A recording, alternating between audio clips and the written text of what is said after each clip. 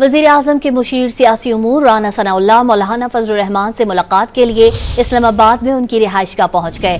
मुलाकात में सियासी सूरत हाल पर बातचीत हो रही है, जबकि राना सनाउल्लाह वज़ीर-ए-आज़म के पैगाम से भी मौलाना फजल रहमान को आगाह करेंगे।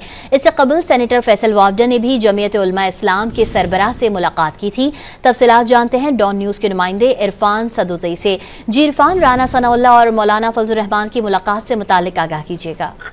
जी, बुनियादी तौर पे जो मौलाना फजल रहमान का घर है वो इस टाइम एक किले की शक्ल इख्तियार कर चुका है। मीडिया की नजर भी इसके ऊपर है और बुनियादी तौर पे जो मौलाना फजल रहमान का मुतालबा है कि जो मदारिस की रजिस्ट्रेशन का जो बिल कौमी असम्बली और सेनेट से पास हुआ उसके ऊपर सदर ममलिकत दस्तखत करें, और इसी हवाले से मौलाना फजल रहमान ने किसी हद तक थ्रेट भी कर रखा है, अगर उस बिल के ऊपर दस्तखत ना हुए तो फिर वो अपने मुतालबात के लिए किसी भी हद तक जाएंगे। और इसी सिलसिले में बिलावल भुट्टो जरदारी ने भी कल इनके घर विजिट किया, इनसे मुलाकात की। आज सुबह फैसल वावडा ने भी इनसे यही बातचीत की और अब राना सनाउल्लाह जो वज़ीर-ए-आज़म के मुशीर हैं वो मौलाना फजल रहमान की रिहाइशगाह पहुंचे हैं और वो वज़ीर-ए-आज़म का जो पैगाम है वो भी लेकर आए हैं। और मौलाना फजल रहमान को मनाने की कोशिश की जा रही है कि वो बातचीत को सियासी तरीके से हल करें, और अगर उनको किसी भी चीज के ऊपर तहफ़्फ़ुज़ात है तो वो बैठ के इसके ऊपर बातचीत हो सकती है, बजाय इसके कि अगर वो किसी भी मामले के ऊपर डेडलॉक होता है तो वो सड़कों के ऊपर आए।